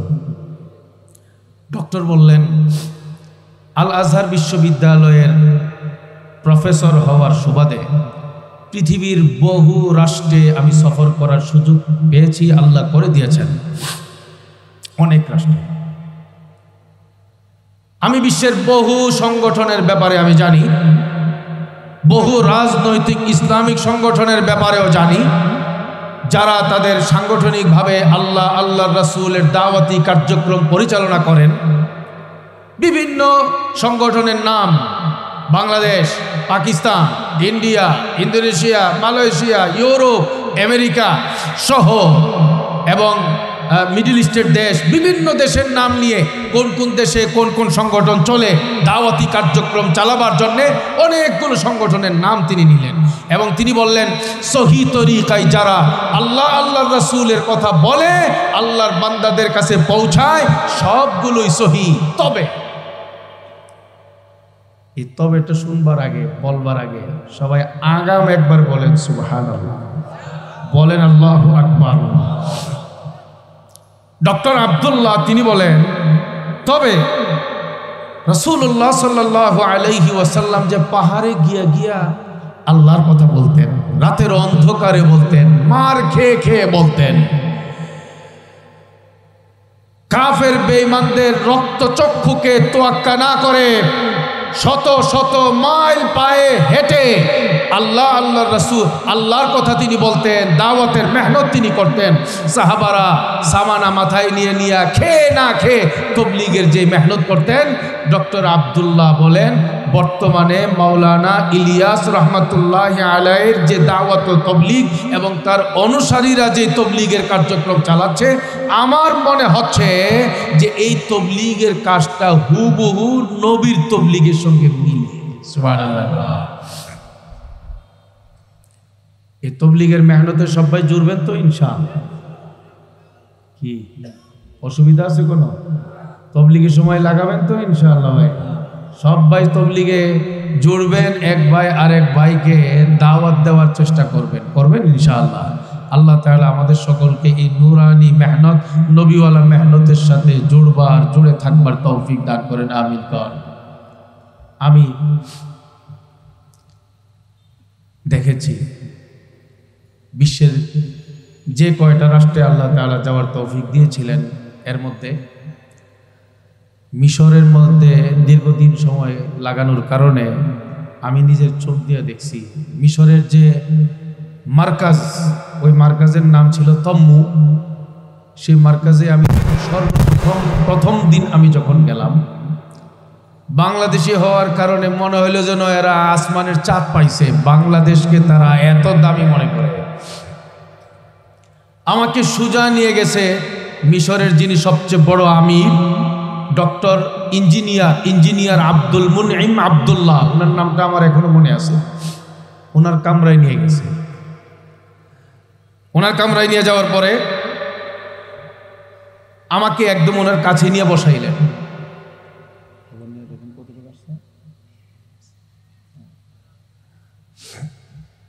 আমাকে একদম ওনার কাছে নিয়ে বসাইলেন আর আমাকে অনেক প্রশংসার বাণী শোনাইতে থাকলেন। বাংলাদেশ সম্পর্কে অনেক বক্তব্য তিনি দিচ্ছেন। আমি হঠাৎ করে ওনাকে জিজ্ঞেস করলাম, হযরত, পুরা মিশরে কোথাও লুঙ্গি নাই, আপনি লুঙ্গি পরে বসছেন যে? মিশরের মানুষ তো লুঙ্গি পরে না, সালোয়ার পরে, প্যান্ট পরে, এরকম পোশাক পরে। ইঞ্জিনিয়ার আব্দুল মুনঈম আব্দুল্লাহ উনি লুঙ্গি পরা, সাদা একটা লুঙ্গি। আমাদের এই দেশের মুরব্বীরা যারা খুব স্মার্ট চলে, তারা যে লুঙ্গি পরে, উনি এরকম দামি একটা লুঙ্গি পরা। আমি ওনাকে জিজ্ঞেস করলাম, আপনি মিশরের মাটিতে যারা লুঙ্গি দেখে না, লুঙ্গি পরে না, আপনি লুঙ্গি পরে বসে আছেন? এর জবাবে উনি বললেন, শেখ, ইন্নী উহিব্বু বাংলাদেশ, উহিব্বুল জুহুদ, উহিব্বু আদ-দাওয়া ওয়াত তাবলীগ, উহিব্বু আসহাবাদ দাওয়া ওয়াত তাবলীগ ফি বাংলাদেশ। উনি বলেন, আমি বাংলাদেশকে ভালোবাসি, বাংলাদেশে যে মেহনত চলে ওই মেহনতকে আমি ভালোবাসি, বাংলাদেশের মেহনতের সাথীদেরকে আমি ভালোবাসি, এবং এই মেহনত কিভাবে করতে হয় আমি বাংলাদেশে গিয়া সাথীদের কাছ থেকে আমি শিখছি। এই জন্যে বাংলাদেশকে স্মরণে রাখবার জন্য এই লুঙ্গিটা আমি পরে থাকি। উনি সাথীদেরকে বললেন আজকে শুক্রবার শেখ রেদিয়া মার্কাজে বয়ান করাও। উনি বললেন যে আমি বাংলাদেশে যে মোহাব্বত পেয়েছি এবং দাওয়াত তবলিগের যে মেহনত আমি শিখেছি সেটাকে আমার দিলে যা জীবন্ত রাখার জন্যে আমি সেটা করি। আর আমাকে বললেন ওনাকে দিয়া বয়ান করাও। আমি তো ওই রকম জানদার শানদার তবলিগের বয়ান আমি পারি না, কিন্তু আমি আদিষ্ট হওয়ার কারণে জুমার পরে বিশাল মজমার সামনে আমাকে নিয়ে দাঁড় করায় দিয়েছে। মিশরে তো বাংলা চলে না, আরবি চলে, আপনারা সবাই আশা করি অবগত আছেন। আমি যতটুকু পারি বলছি। আমার খুব অবাক লাগছে। কিছুক্ষণ বয়ানের পরে হঠাৎ দেখলাম এক যুবক হাউমাউ করে কাঁদতেছে আর বলতেছে আমি বিয়ে করুম না। ওই কি করবা? বাংলাদেশ যাব। তার মানে সে তার পুরুষ আত্মীয় স্বজনকে নিয়ে মার্কাজে আসছে, জুমার পরে তার বিয়ে হবে। সে বলে বিয়ে পরে আগে তবলিগ করব বাংলাদেশে গিয়ে, মানে আজকে বিয়ে করব না।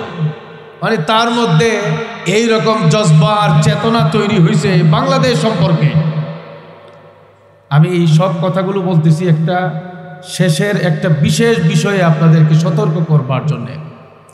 আমি পরে তার এই জজবাটাকে ঠান্ডা করবার জন্যে আমি কিছু কথাবার্তা আবার ভিন্ন টাইপের বলা শুরু করে দিলাম যে না, তার বিয়ে শাদীটাও করতে হবে জরুরি এই রকম। কিন্তু আমরা এই বাংলাদেশ সম্পর্কে এরা যতটুকু জানে, পৃথিবীতে যত তবলিগের জামাত আছে সবাই বাংলাদেশ সম্পর্কে ওইটুকুই জানে। বাংলাদেশ হইল তবলিগের এক উর্বর জমিন। বাংলাদেশে হইল বিশ্ব ইজতেমার মাঠ। সারা দুনিয়ার তবলিগের সাথীরা এখানে আসে। এই জন্য সুকৌশলে বাংলাদেশেই মাওলানা সাদ সাহেবের মাধ্যমে মারামারি দিয়া সবচেয়ে ভয়ঙ্কর ফিতনা তৈরি করা হয়েছে বাংলাদেশে। যেহেতু বাংলাদেশটাই হলো গোটা পৃথিবীর জন্য সবচেয়ে বড় মার্কাজ বিশ্ব ইজতেমার জন্য, এই জন্য এটাকে টার্গেট করা হয়েছে। এই সব ফিতনা দূর হবে আমরা একটা কাজ যদি করতে পারি, সেই কাজটা হইল ঘরে ঘরে আলেম তৈরি করার মেহনত শুরু করে দেই, ঘরে ঘরে হাফেজ তৈরি করার মেহনত শুরু করে দেই। ছেলে তার বাবাকে সহি কথা শেখাবে, মাকে সহি কথা শেখাবে, ভাইকে সহি কথা শেখাবে। এলাকার মধ্যে না, একটা এলাকার ভেতরে একটা ঘরে সহি তরিকার একজন আলেম যদি থাকে, ওই ঘর ওই এলাকা সকল প্রকারের ফিতনা থেকে বাঁচার জন্য বড় জরিয়া হয়ে যায়। কথা বলে ঠিক কিনা?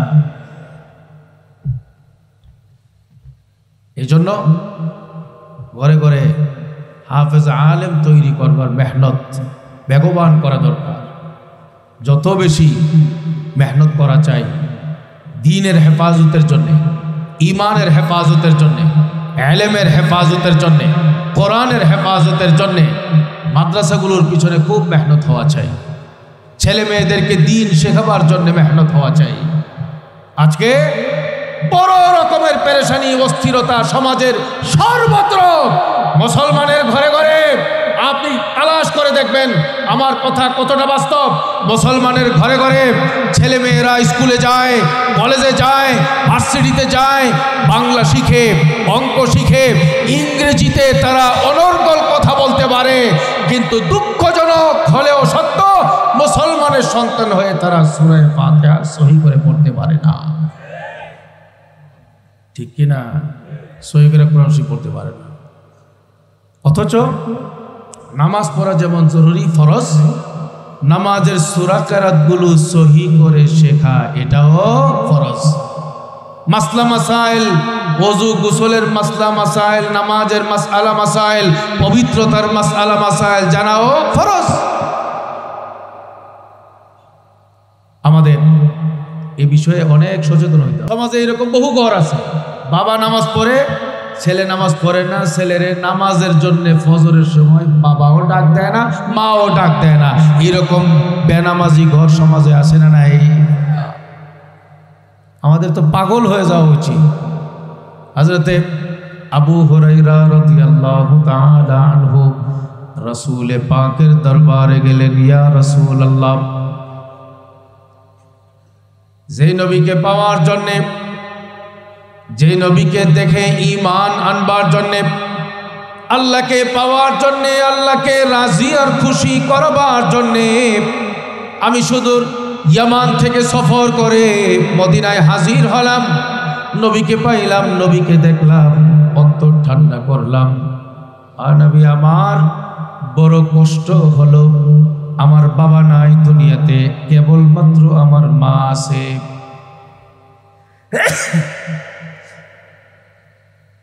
আমার কেবলমাত্র মা আছে।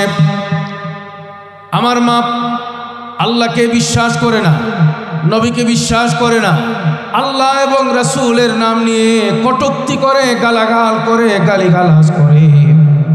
নবী, আমি নবীর দরবারে আসলে বড় শান্তি পাই, কিন্তু ঘরে গেলে আমার অশান্তির কোনো সীমা পরিসীমা থাকে না। ইয়া রাসূলুল্লাহ, আপনার দরবারে আসি, মেহেরবানি করে আমার জন্যে, আমার আম্মার হিদায়াতের জন্যে আপনি আল্লাহর দরবারে হাত উঁচু করে আপনি একটু যদি দোয়া করতেন, আমার দিল বলে আল্লাহ তাআলা আপনার উসিলায় আমার মাকে হিদায়াতের নূর দান করবেন।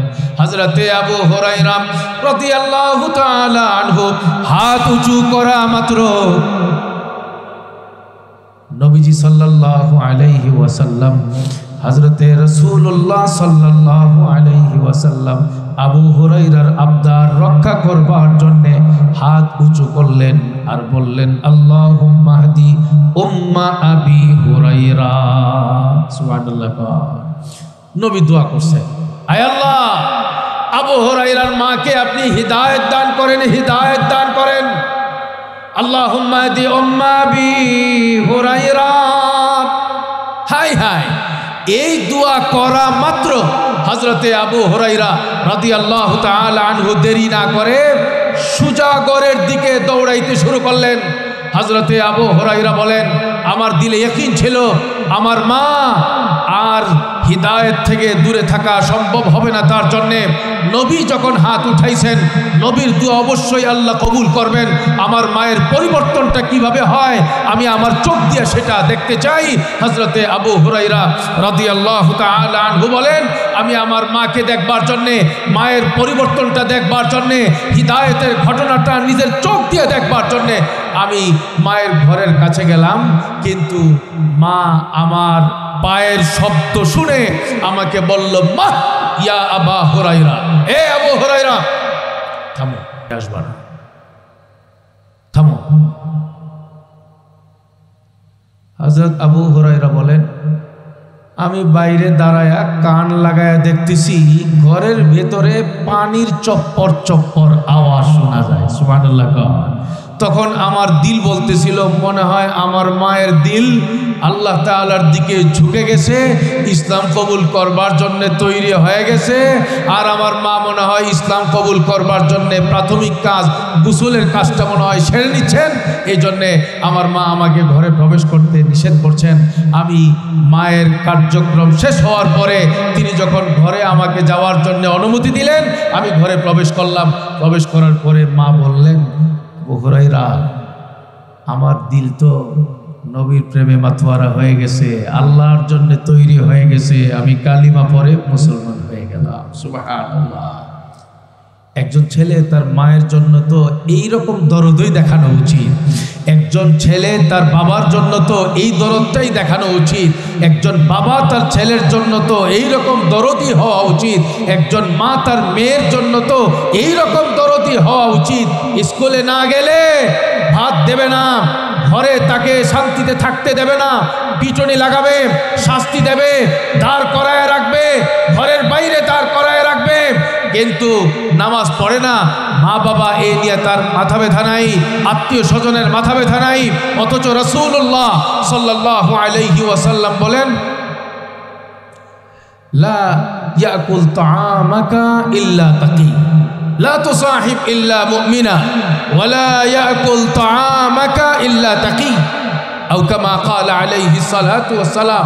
হাবিবে পাক বলেন, মুমিন আল্লাহ প্রেমিক ছাড়া কাউকে দুস্থ বানাবা না, আর তোমার পকেট থেকে, তোমার খাবারের পাতিল থেকে মুত্তাকি ছাড়া কেউ যেন খাবার না খায়। তোমার ছেলে যেন হয় মুত্তাকি, তোমার মেয়ে যেন হয় মুত্তাকি, তোমার বিবি যেন হয় মুত্তাকি, ছেলে মেয়েরা যেন হয় নামাজি, বিবি যেন হয় পর্দানসীন, মেয়ে যেন হয় পর্দানসীন, ছেলের বউ যেন হয় পর্দানসীন। এই ব্যাপারে নবীজি কড়া ভাষায় আমাদেরকে নির্দেশনা দিয়েছেন, লা ইয়াকুল তাআমাকা ইল্লা তাকি। রাসূলুল্লাহ সাল্লাল্লাহু আলাইহি ওয়াসাল্লাম বলেন, লা তুসাহিব ইল্লা মুমিনা ওয়ালা ইয়াকুল তাআমাকা ইল্লা তাকি।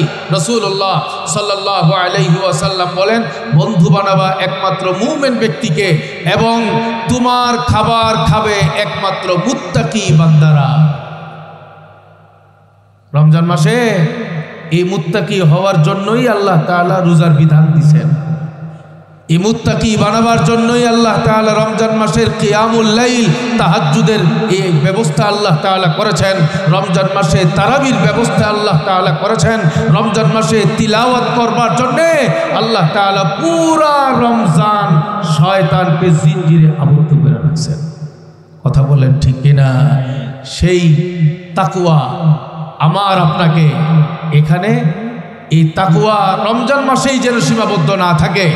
রমজান মাস আল্লাহ তাআলা আমাদেরকে দিয়েছেন তাকওয়ার এই প্র্যাকটিস করবার জন্যে, তাকওয়ার ট্রেনিং নেওয়ার জন্যে, কিন্তু এই তাকওয়া যেন কবর পর্যন্ত যায়, সেই জন্যে আপনি আমরা আল্লাহর কাছে সব সময় একটা দোয়া করব, যে দোয়া নবীজি করছেন, হাদিস তিরমিজি শরীফে আছে। রাসূলুল্লাহ সাল্লাল্লাহু আলাইহি ওয়াসাল্লাম আল্লাহর কাছে বলতেন, ইয়া মুকাল্লিবাল কুলুব সাব্বিত কলবি আলা দীনিকা। এই দোয়া আল্লাহ নবীকে শিখাইছেন, নবী আল্লাহর কাছে এই দোয়া করতেন, ইয়া মুকাল্লিবাল কুলুব সাব্বিত কলবি আলা দীনিকা। হে কলবকে পরিবর্তনকারী মহান সত্তা, আপনি আমরা এই জায়গায় বসছি, আমাদের দিলের মধ্যে এই মুহূর্তে আখিরাতের কথা যেই পরিমাণে বিরাজ করতেছে, গতকালকেও তো এইরকম হয়তো অনেকের ছিল না, আগামীকালকেও এইরকম থাকবে কিনা সেটা আল্লাহই ভালো জানে। মানুষের দিলের ভেতরে ক্ষণে ক্ষণে অবস্থার পরিবর্তন ঘটে। রাসূলুল্লাহ সাল্লাল্লাহু আলাইহি ওয়াসাল্লাম আমাদেরকে দোয়া শিখাইছেন, এই টুপি যেন মাথা থেকে না সরে, দাড়ি যেন গালের থেকে না সরে, পাঞ্জাবি যেন বডি থেকে না সরে, আমার ঘরে যেন গান বাজনা না ঢুকে, আমার ছেলে মেয়েরা সবাই যেন দায়ী ভাবে সব সময় নামাজি হয়ে সুন্নতওয়ালা হয়, আমি যেন হকের উপরে থাকতে পারি, হারাম ছাড়তে পারি, হালালের উপরে অটল অবিচল থাকতে পারি। সেই জন্যে দোয়া শিখাইছেন নবীজি, আল্লাহর কাছে দোয়া করতেন নবীজি, ইয়া মুকাল্লিবাল কুলুব সাব্বিত কলবি আলা দীনিকা। বলেন এই দোয়াটা সবাই শেখার নিয়তে বলেন, ইয়া মুকাল্লিবাল কুলুব বলেন। আর বলেন না, এটা গুনাহ তো হইব না, এটা শিখলে। ইয়া মুকাল্লিবাল কুলুব বলেন, ইয়া মুকাল্লিবাল কুলুব সাব্বিত কলবি আলা দীনিকা বলেন, সাব্বিত কলবি আলা দীনিকা।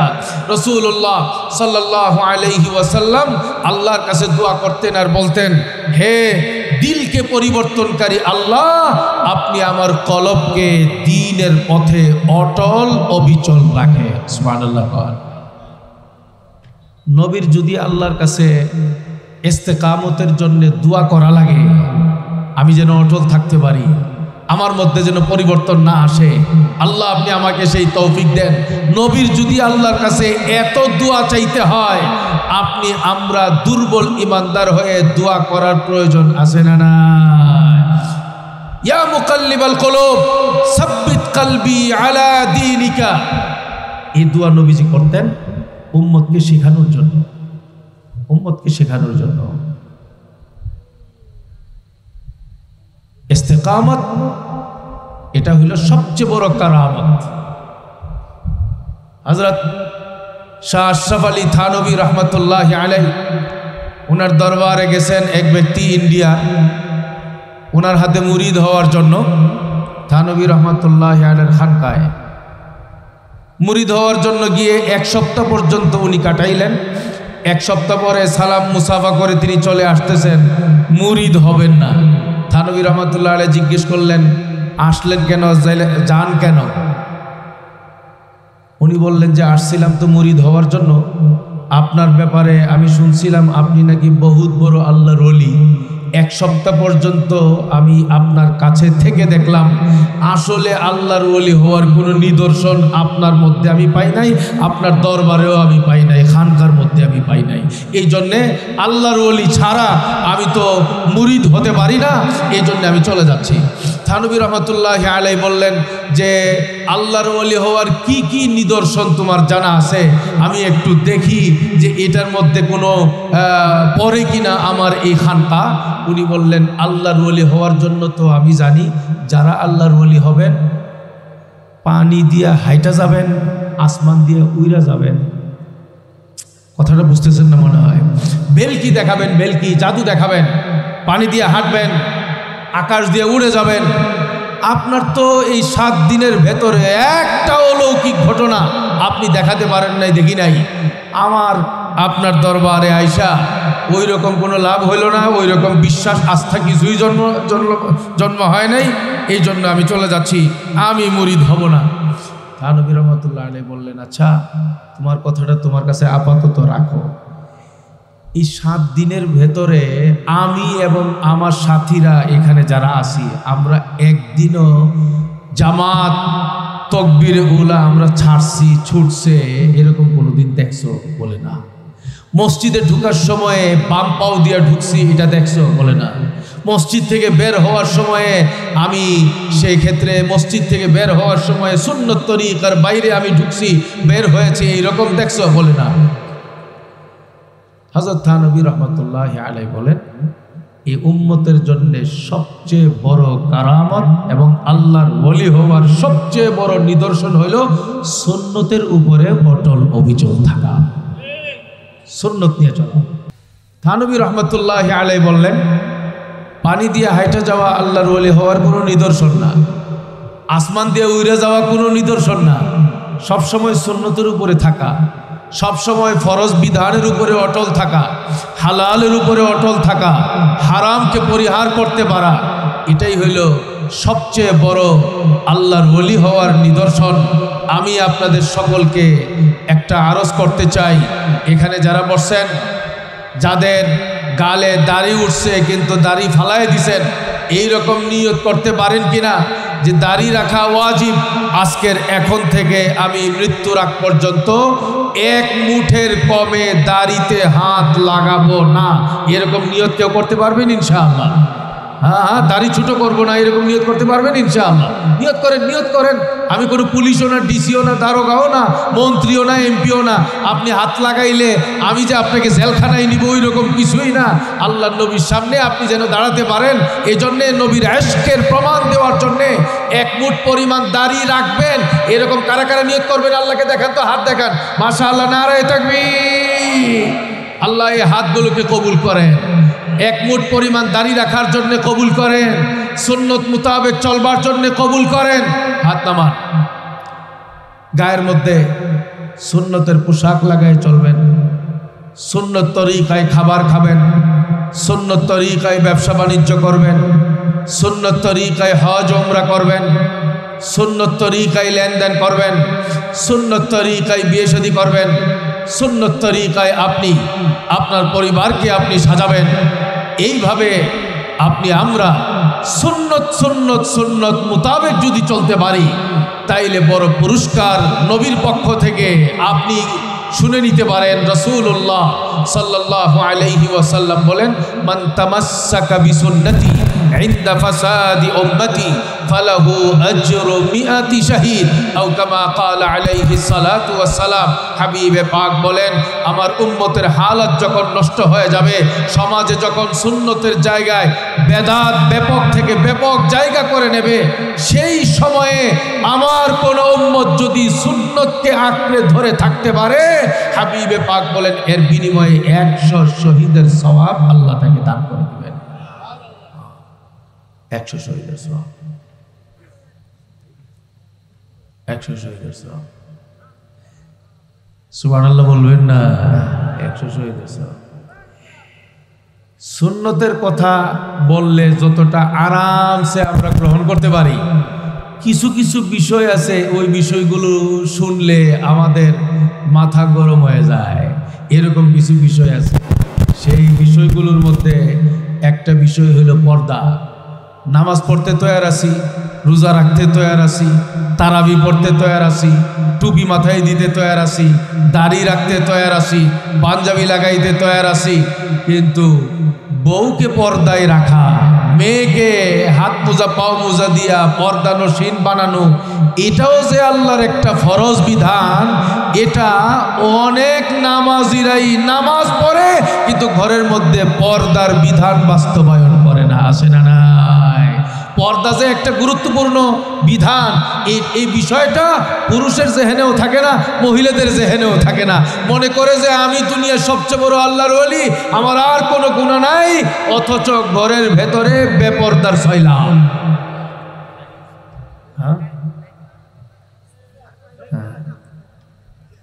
আইতাছে যে এটা আমারে করবে, আপনারাই কর। আফামান কানা মাইতা ফাআহইয়াইনা ওয়াজআলনা লাহু নূরান ইয়ামশি বিহি ফিন-নাস কামান মাসালুহু ফিল-যুলুমাত লাইসা বিখারিজিম মিনহা কাযালিকা যুয়িনা লিল-কাফিরিনা মা কানু ইয়া'মালুন।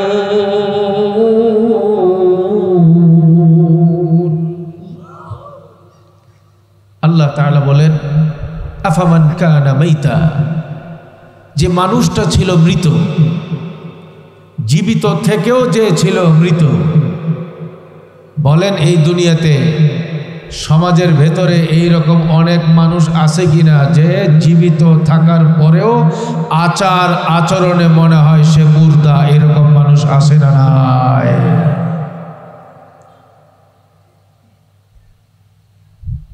হাঁটা চলায়, কথাবার্তায়, সর্বদিক থেকেই সে জীবিত বোঝা যায়, কিন্তু লেনদেন খারাপ, চরিত্র খারাপ, নামাজ পড়ে না, রোজা রাখে না, হারাম ছাড়ে না, সুদ খায়, ঘুষ খায়, মা বাবাকে কষ্ট দেয়, কোরআন পড়ে না, কোরআন শেখে না, আল্লাহর কথা নিজেও জানে না, ছেলে মেয়েদেরকেও শেখায় না, ঘরকে অন্ধকার বানিয়ে ফেলেছে।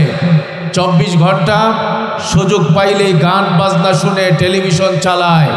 এই রকম মুর্দা পরিবার, মুর্দা দিলওয়ালা মানুষ সমাজে আছে না নাই? আল্লাহ তাআলা বলেন, আফামান কানা মাইতা,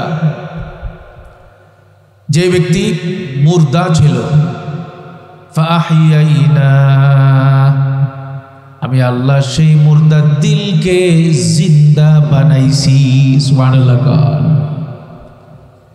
যে ব্যক্তি ছিল মুর্দা, দিলের ভেতরে চেতনা ছিল না, আল্লাহর প্রতি ভালোবাসা ছিল না, হাবিবে পাকের মোহাব্বত আর ইশক যেই দিলের ভেতরে ছিল না, ঈমানের চেতনা ছিল না, পরকালের ভয় ছিল না, কবরের আযাবের ভয় ছিল না, কোরআন মানা, কোরআন অনুযায়ী জীবন বানাবার চেতনা যার দিলের ভেতরে ছিল না, আমি আল্লাহ তাকে কোরআনের পাগল বানায় দিলাম, জান্নাতের পাগল বানায় দিলাম।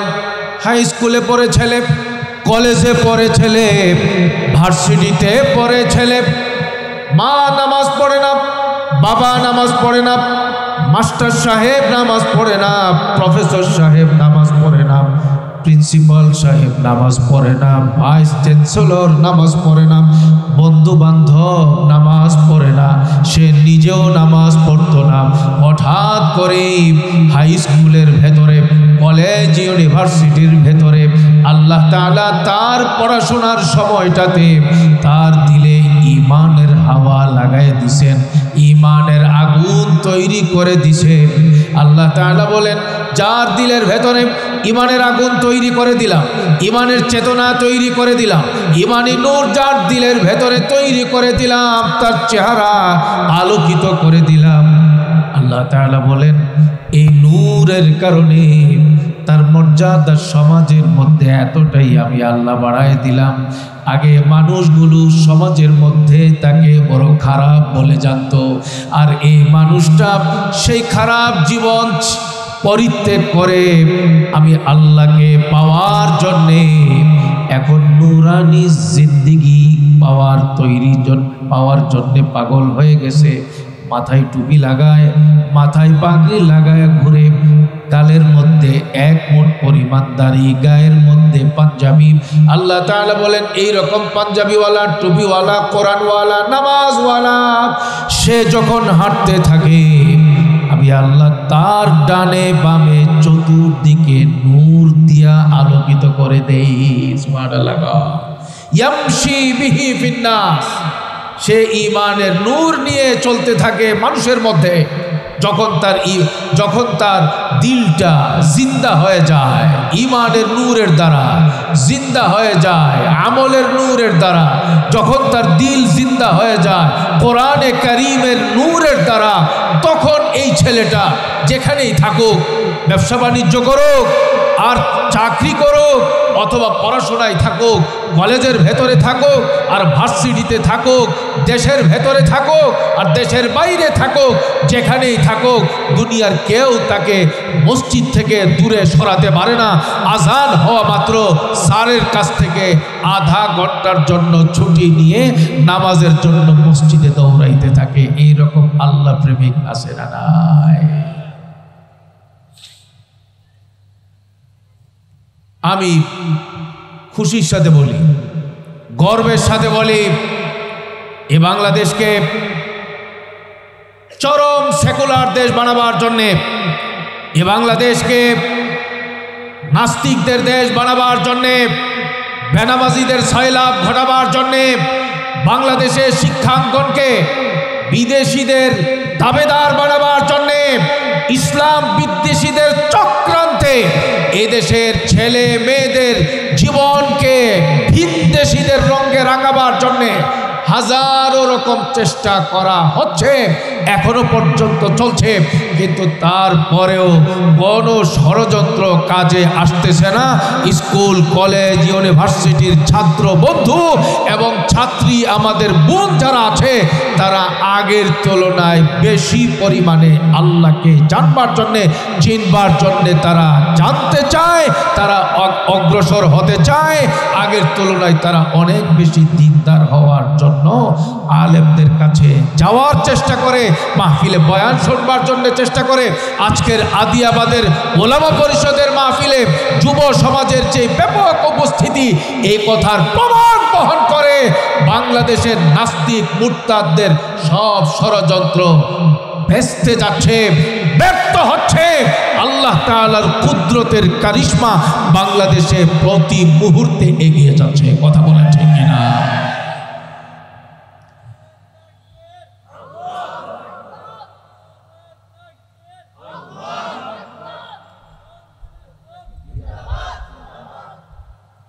আলহামদুলিল্লাহ, বাংলাদেশের কলেজগুলো এখন টুপিয়ে টুপিয়ে সাদা হচ্ছে। কথা বলেন ঠিক কিনা?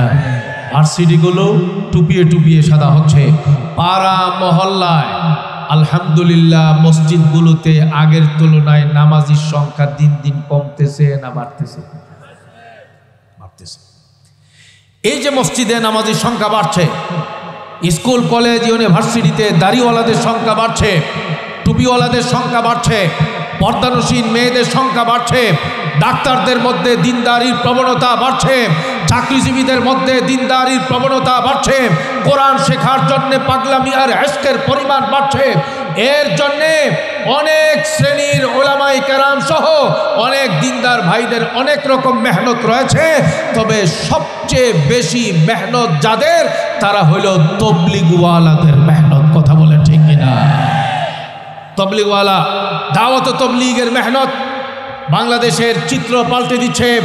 দাওয়াত তবলিগের মেহনত ভারত উপমহাদেশের মধ্যে বিপ্লব ঘটাচ্ছে। দাওয়াত তবলীগের মেহনত গোটা পৃথিবীতে ইয়াহুদ নাসারাদের ভিতকে থরথর করে কাঁপাচ্ছে। সারা পৃথিবীতে ইয়াহুদ নাসারাদের মুরল যারা, তাদের এখন সবচেয়ে বড় মাথা ব্যথা যে তবলিগওয়ালারা আমাদের দেশের এই পাড়া মহল্লাগুলোতে যেভাবে ঢুকছে, আগামী 20-50 বছর পরে পৃথিবীর সবচেয়ে বড় শক্তি হবে মুসলমানদের শক্তি। সেজন্যে সারা দুনিয়া ইয়াহুদ নাসারা, হিন্দু, খ্রিস্টান, বৌদ্ধ সকলের এখন সবচেয়ে বড় মাথা ব্যথা মুসলমানদের যেই গণজোয়ার, মুসলমানদের সংখ্যার যে বৃদ্ধি দিন দিন পাচ্ছে, এটা কিভাবে রোধ করা যায়। তার কারণ এই গোটা পৃথিবীতে সব দেশে হয়তো বা মসজিদ নাই, সব দেশে হয়তো প্রকাশ্যে মাদ্রাসা নাই, কিন্তু পৃথিবীর এমন কোনো দেশ নাই যেই দেশে দাওয়াত তবলীগের মেহনতের জামাত নাই। সব জায়গায় দাওয়াত তবলীগের মেহনতের জামাত আছে।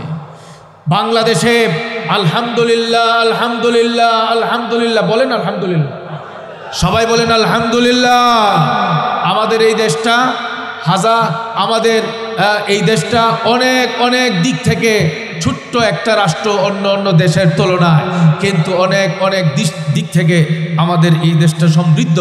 আমাদের এই দেশে অনেক সম্পদের পাশাপাশি সবচেয়ে বড় একটা সম্পদ আমাদের এই দেশে হচ্ছে যে এই দেশে মসজিদ মাদ্রাসা এত বেশি পরিমাণ, যে এত বেশি পরিমাণ মসজিদ, এত ঘন মসজিদ, এত ঘন ঘন মাদ্রাসা পৃথিবীর আর কোনো দেশে নেই।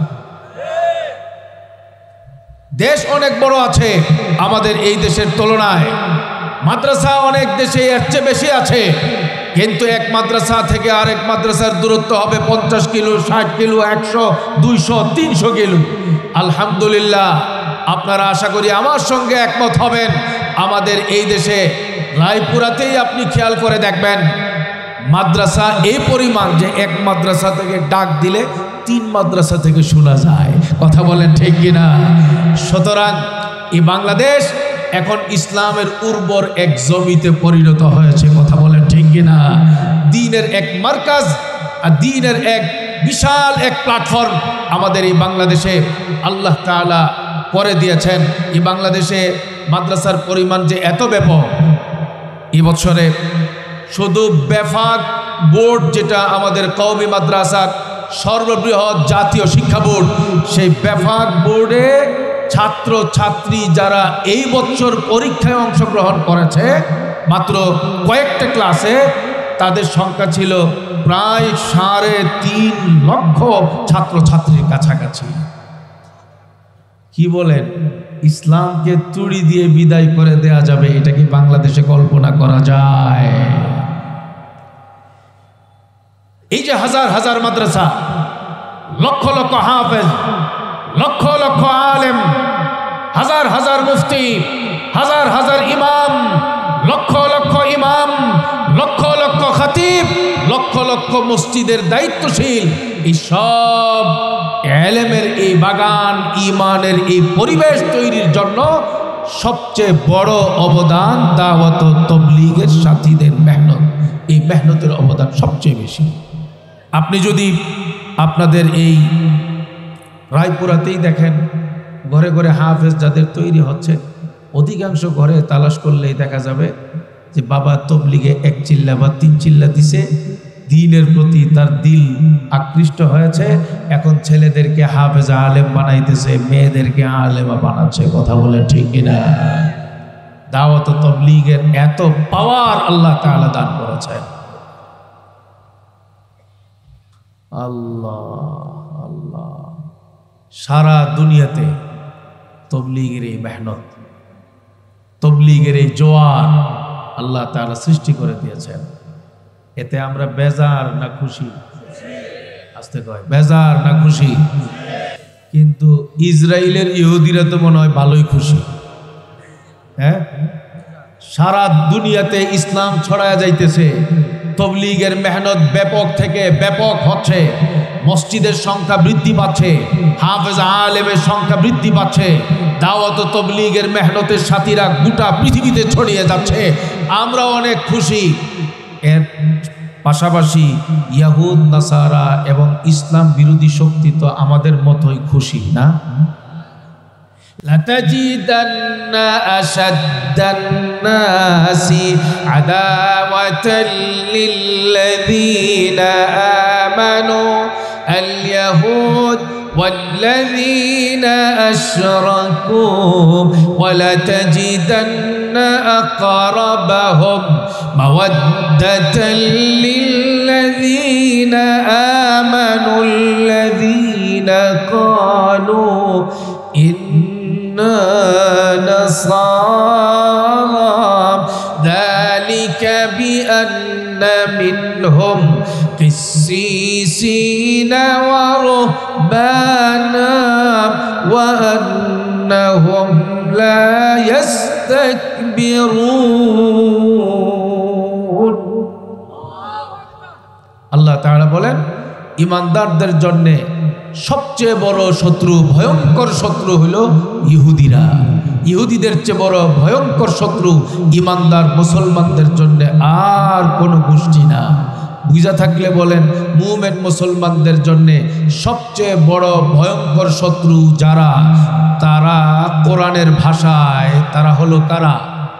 ইহুদিরা। ইহুদিরা যখন দেখলো যে এই তবলিগে হচ্ছে সুপার পাওয়ার